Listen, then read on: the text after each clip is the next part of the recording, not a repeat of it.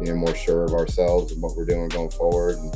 And we talked about the extra man over 6 is obviously not what we're looking for. That would have made a big difference. But while there was mistakes we didn't like, it took another step forward. So we're getting better there. But I'm excited to see how they go against Point, and then moving forward to Missouri Baptist. That's a game that I'm really only familiar with seeing them in preseason. I don't really know them as like a full-strength mid-season team, or I haven't seen them play against somebody like that. We were supposed to play Missouri Baptist early in the year, and then it's too cold to play. They may struggle with Madonna's pressure. If they can, push the pace on them, that might be an issue for Mobat. But if you let Mobat's best players go off, they have a good draw guy. They have some talented offensive players. Like, if you let them have a day, then they'll be able to play with anybody. Hello, my name is Kanan. I'm back with Coach C, and we're going to talk about the lacrosse landscape. Coach Mata isn't here because they're on spring break. They just had a game last night against Reinhardt, and they have some big games coming up. They have 3 games coming up. But we're going to talk about the Cumberland's game, the Columbia game, and the William Penn game with Indiana Tech, and get their perspective of what's going to happen down the line. So, jumping into the Cumberland's game, it was a close loss. It was a 7-8 loss. You guys scored 0 in the first, 2 in the second, 2 in the third, and 3 in the fourth. Number 8, Jake Deacon had 2 goals and 2 ground balls. Number 12, Devin M had 2 goals, 3 assists, and 4 ground balls. Ryan T, number 35, had 1 goal, 1 assist, 3 ground balls, and 2 caused turnovers. Number 42, Josh B had 1 goal and 1 ground ball. Simeon B, number 27, had 1 goal, and Kyle T, number 51, had 13 saves. You guys had 46 shots, 13 saves, 13 for 14 on clears, 30 ground balls. You beat Cumberland's by 10, 7 for 19 on faceoffs, but went 0 for 6 on extra man. Based on the things that you saw throughout the game, what did you take away? It was a really competitive game. They're a quality team, top 5 for sure. I'm sure they're going to move up by the next rankings. Obviously, a lot depends on how all the other games play out, but they're definitely a tough opponent, and you got to play clean to win that game. And you can't make a bunch of your own mistakes, and that's really what stood out to us. Is we're playing a quality team that's dangerous everywhere. Strong defense, good goalie, good face-off guys, quality scorers around the field. So you have some possessions that are going out of bounds off your own stick with no pressure. They add up. So you're going to have some when they are pressuring you and they cause their own turnovers and situations like that. So when they make great saves, whatever it might be, it's tough to win when you're making your own mistakes over and over again. So that's one thing we're going to get back to work on, is just cleaning up the simple things and being more sure of ourselves and what we're doing going forward. And, we talked about the extra man over 6 is obviously not what we're looking for. That would have made a big difference. But really, any quality play anywhere would have made a big difference. So we're looking to clean up the whole thing. And we think our defense, while there was mistakes we didn't like, it took another step forward. So we're getting better there. Kyle had another really good game. I think our offense just needed to pull the trigger more. You see it in the second half where we have a lot more shots, and we're scoring more often. And I think if we'd have found ways to get good shots off earlier, then we might have been able to put a couple more in, and that could have been the difference on the day. So we feel like really we started a little slow and maybe a little timid. It's the best team we've seen so far, and I think that took us a minute to get up to speed, and that's the difference in a close game. So we got to be more prepared next time we see quality opponents, and we got some coming up. So we got to sharpen the tools quickly. I mean, just looking at the stats, so it's not like you guys had a bad game. The only stat that's glaring is the extra man opportunity, but everything else looks pretty good. Like, you guys had 13 saves. You went 13 for 14 on clears. You had 30 ground balls. You out-ground balled Cumberland's by 10. So the stats were there. It was just, like you said, making those shots stick that needed to fall. And I feel like at any moment, just with the freshmen and the upperclassmen mentoring and being around each other, they're going to eventually get those to fall just by learning. But looking at the Columbia game in 2019, right before COVID, Columbia beat Indiana Tech. And then recently, you guys played a game against them a couple of years ago, I think, right? Yeah, we played in Grant Park, I think, at some point. But yeah, it's been a couple of years since we played. And But yeah, we've always had big games with us. They've beat us, we beat them. So we're always expecting a tough match when we see Columbia and really anyone. But we're definitely focused on bringing our best. We really want to just improve on our last performance more than anything, and make sure we're getting better at the things we're talking about a lot in the meeting room and on the practice field. So Columbia is our next chance to do that. And I don't think they've had the start they were hoping for, but I'm sure they're going to be ready to play, and they're definitely a quality team with a lot of good players in their offense, guys putting up points. And they got some veterans out there that are ready to go. They got a good coach. So I'm expecting, a tough game on Friday night. And really more than anything, we need to fine tune the things that we pride ourselves on. We got to be better in the open field. We got to be better at making decisions quick, and we got to be, pushing pace with intelligence as often as we can. Absolutely. And I think moving forward, it was definitely a tough loss, but I think that's just going to make a chip on their shoulder. They're going to want to not lose to anybody else moving forward.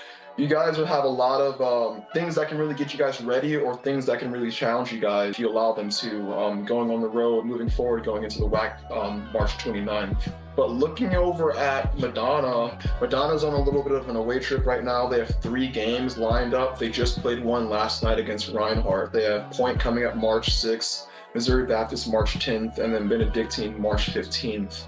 And like I said, Reinhardt last night, it was a close game. They lost. That was a really good game. It was similar to the Cumberland's game, really close, back and forth. Probably another one where Reinhardt had a better start. So it's, when you got a close game, it's more about how you finish than how you start. But when it's that close, everything matters. So you look back to those periods where you weren't performing or executing at your peak, and that's where you want to kind of find ways to get there more often and keep that.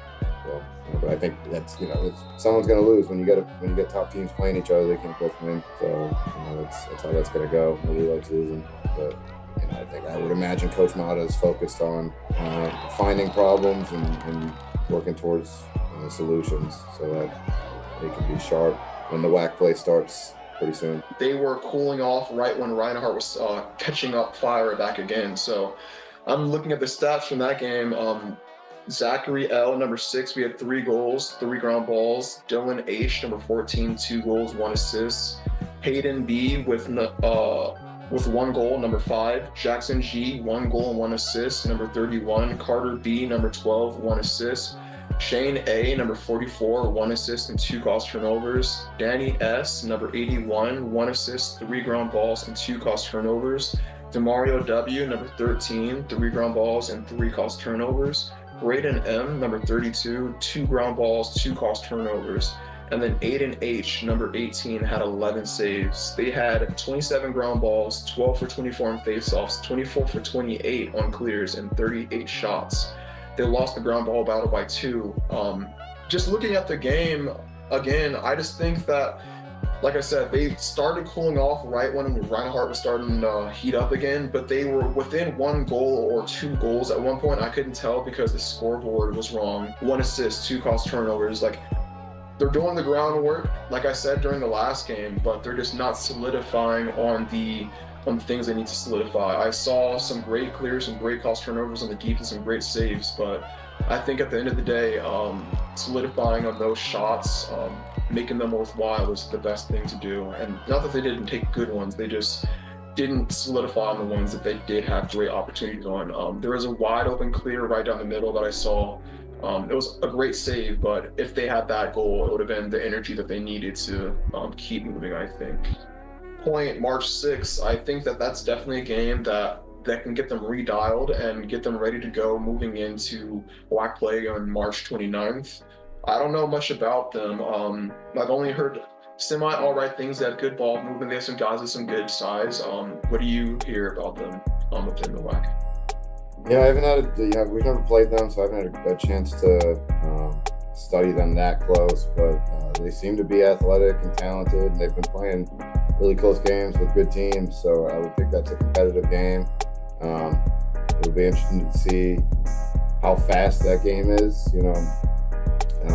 Reinhardt and Cumberland seem to have similar styles of wanting to slow things down and not really wanting to play a wide open game and go super fast. And I think that helped them in instances. If we could have taken advantage of some spots, maybe it's not quite as effective, but we'll see how that is with Point. I mean, I believe they're slightly more aggressive. Again, I'm not the most familiar with them, but be interested to see if it's a bit more open and fast-paced. But I think the more so the game is that way, probably the better off it is for Madonna.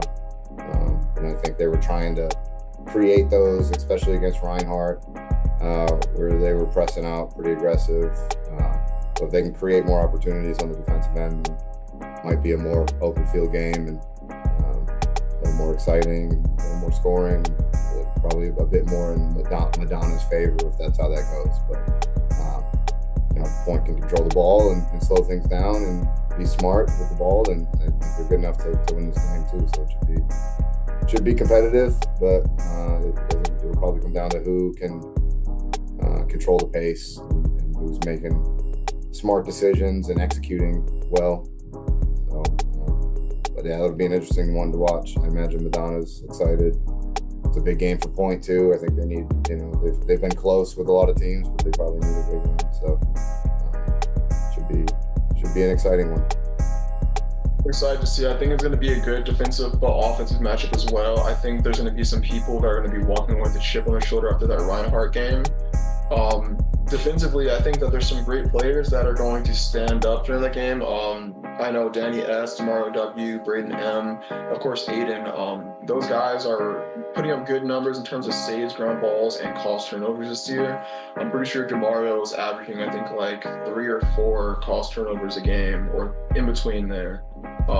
But I'm excited to see how they go against Point, and then moving forward to Missouri Baptist. That's a game that I'm really only familiar with seeing them in preseason. I don't really know them as like a full-strength mid-season team, or I haven't seen them play against somebody like that.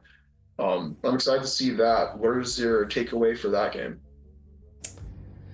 Yeah, I'm not. We were supposed to play Missouri Baptist early in the year, and then it was too cold to play, so we had to cancel that, and so I haven't had a great look at them. I know they got some good transfers and some talent, but I think their roster is not all that large at this point. So they may struggle with Madonna's pressure. If they can push the pace on them, that might be an issue for Mobap. But if you let Mobap's best players go off, they have a good draw guy. They have some talented offensive players. So if you let them have a day, then they'll be able to play with anybody.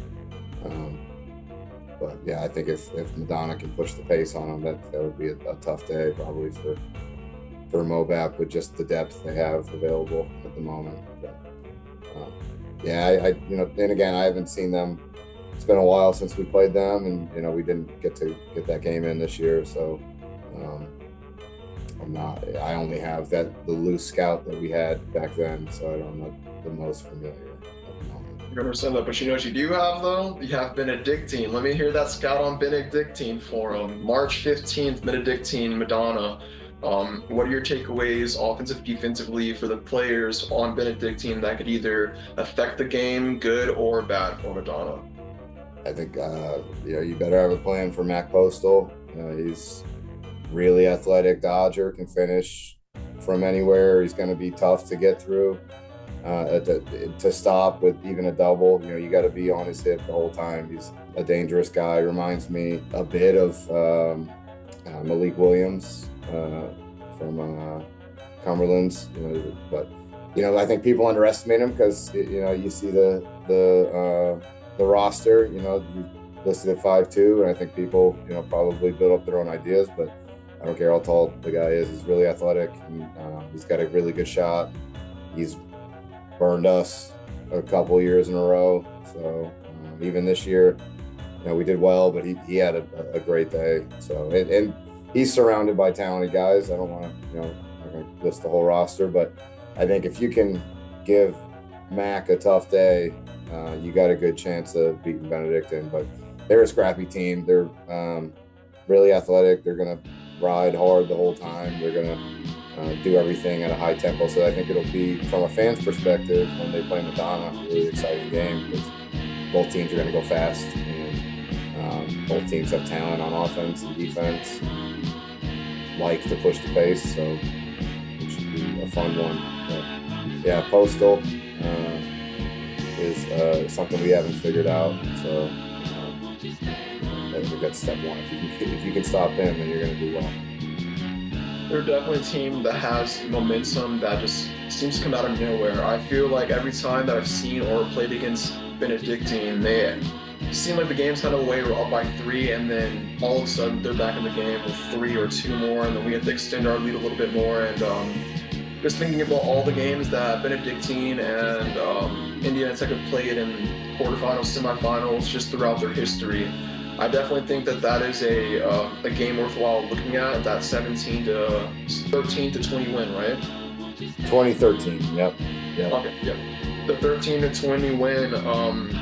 That's a good game to look at just because you know the propensity of which they can score. At any moment, I feel like they were ready to score a goal or get another assist if they needed to. But you guys jumped out on them quick, and I think if Madonna does that with good face-offs with Blase C and the defense standing up in front of Aid and H, I think that they can really walk away from this game if they keep the clears clean and get the ground balls. I think they're going to be all right.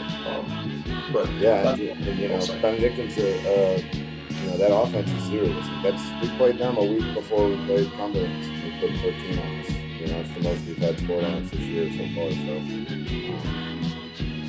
you gotta be able to score with them because they're dangerous offense. Sure. Also, just looking forward to you guys going back at it against Columbia March 7th, and then William Penn. William Penn's a very, very good team in terms of their athletic ability. I know that they had a high shooting percentage, I think, last year or this year. And I definitely think that they're out and ready to try and get a big win. So get the guys ready, Coach C. All right, thank you so much for tuning in to House Call. I'll check in with you guys next week with some more information and some more surprises. I'm just getting started. Tune in next week. Our polls really allow us to do that. Whether it's DeMario, who I think is the best Elsman in the country, or Danny, Braden, and Caleb, who really kind of backbone the defense. And I think our attack did a good job at executing with what we gave them. We wanted to play in transition fast, so not a ton of points for the midfielders, but I think they did a great job when they got in.